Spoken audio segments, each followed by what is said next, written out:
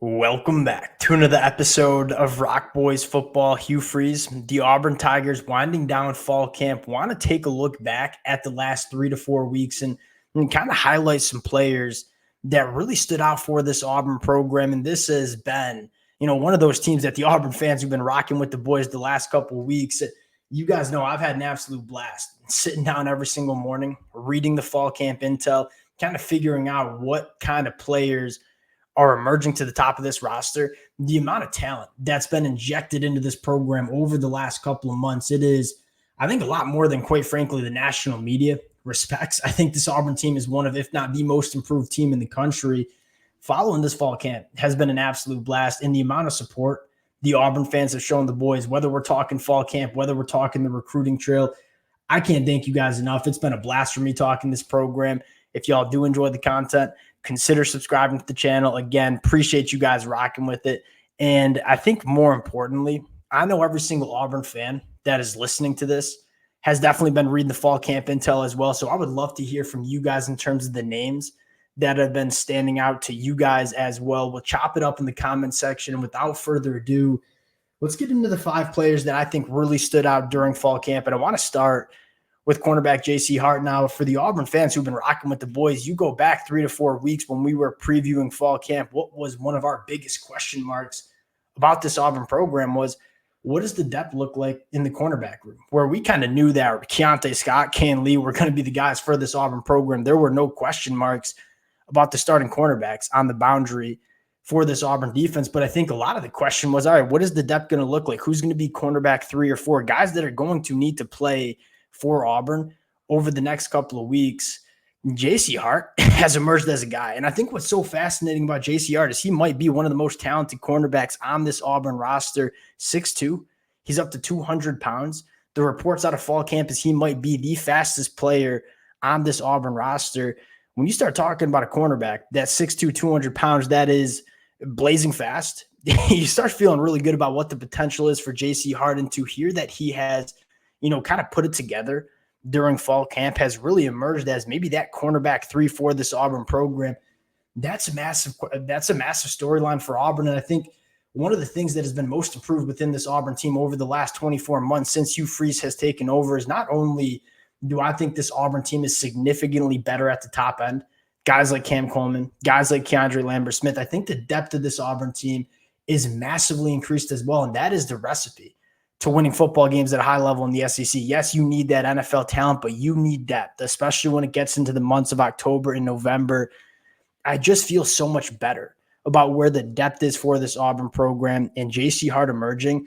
I think that's a fascinating storyline. He's going to play a lot, it sounds like, in 2024. I think this kid could be really, really good for this Auburn program. Next guy I want to talk about in terms of maybe one of, if not the most important player on this Auburn defense, and that's Texas transfer Jiren Thompson. When he transferred into Auburn, the biggest storyline with Jiren Thompson was an injection of one of the most experienced safeties that we see in the country. And that was a massive storyline because you look at a couple of the stories for this Auburn defense, obviously a new defensive coordinator, DJ Durkin, and Charles Kelly coming in.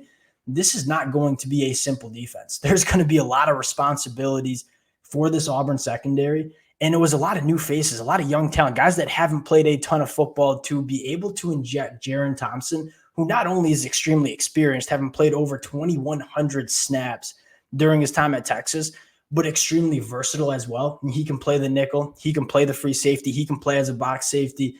That's massive for this Auburn program. And you kind of listen to some of the interviews and some of the chatter coming out of fall camp. Jiren Thompson has come in and kind of asserted himself as the leader of that secondary. We know Auburn's really talented in the secondary. I think we had some question marks about how it's all going to come together to have your kind of field general in the back end at that safety position. That's going to help this Auburn team meaningfully in 2024. And to hear that Jiren Thompson has come in and kind of been exactly what we expected, I think that's a really big storyline for Auburn. Sticking on the defensive side of the football, let's talk about Kon Crawford. This was a late transfer portal addition for Auburn, a transfer portal addition that I think low-key kind of flew under the radar, not only to the national media, but I think a lot of Auburn fans. This transfer addition kind of flew underneath the radar, so to speak.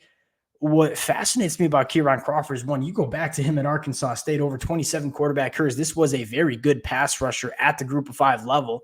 I would remind Auburn fans that Auburn had a ton of success bringing in a group of 5 pass rusher last year in Jalen McLeod.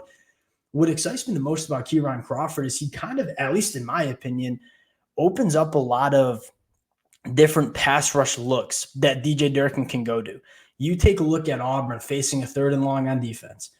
Keldrick Falk's up to 290 pounds. You could play Keldrick Falk at the 3 tech, get Jiren Crawford on the edge along with Jalen McLeod. That is an extremely formidable and dynamic pass rush. And so the addition of Jiren Crawford as a known commodity at that edge position, I think it gives Auburn a lot of different possibilities and looks that they can go to in those 3rd and long situations. And with the development physically of a guy like Keldrick Falk, I think that Auburn can get really creative in the pass rush sets. Another guy that I would throw into that mix is Amaris Williams.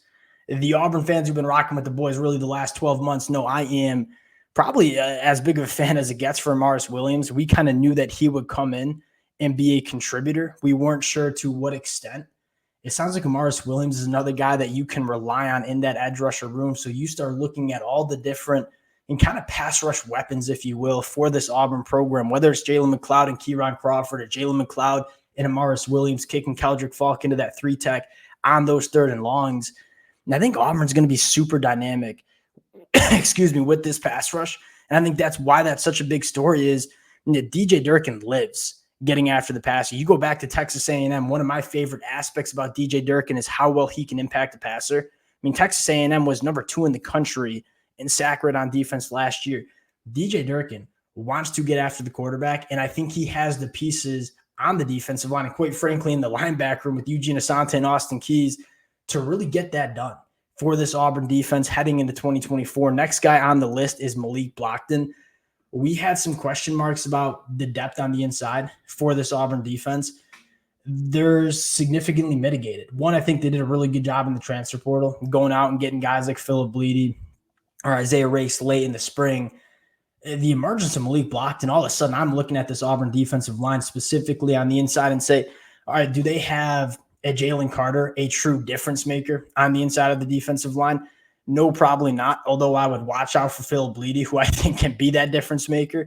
That being said, this is a group that goes all of a sudden 3 deep with the emergence of Malik Blockton, who from what you hear out of fall camp is a guy that is going to play as a true freshman. So all of a sudden, Auburn kind of at that cornerback room, same discussion. We went from having some real question marks about the depth of those 2 units to going into 2024 and say, we're feeling pretty good about where Auburn sits on the interior defensive line from a depth standpoint. And then if you do get the emergence of a guy like Phil Bleedy, I think this Auburn defensive line can get real freaky in 2024. Now, the last player I want to shout out is Sam Jackson.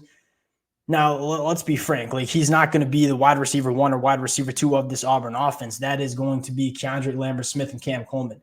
I think what fascinates me about Sam Jackson is this is a dude that, one, has experience with Peyton Thorne going back to high school, but more importantly, Sam Jackson's a difference maker with the football in his hands. You go back to Auburn in 2023, not only did they not just have a true wide receiver 1 or wide receiver 2 in that offense, they lack those difference makers, the guys that you can just get the football to in space and let good things happen. That is a crucial part of any offense that has any sort of explosiveness to it. I think Sam Jackson can be that guy, and I think I love the fit in that wide receiver room where, hey, we're not going to put Sam Jackson on the field every single snap like Keandre Lambert-Smith and Cam Coleman will be. That being, and he doesn't have to be the wide receiver 1 or wide receiver 2 of this offense. I mean, Sam Jackson is going to be, I don't want to use the word gadget guy, but he's going to be a guy that you put on the field. You have a few packages and plays that are designed to get the football into this kid's hands and let good things happen. Sam Jackson sounds to emerge as that guy. And so I think it's a perfect fit in terms of we're not going to ask you to be the wide receiver 1 or the wide receiver 2, but we are going to ask you to be a difference maker in this Auburn offense, whether it's 10 snaps a game, whether it's 20 snaps a game.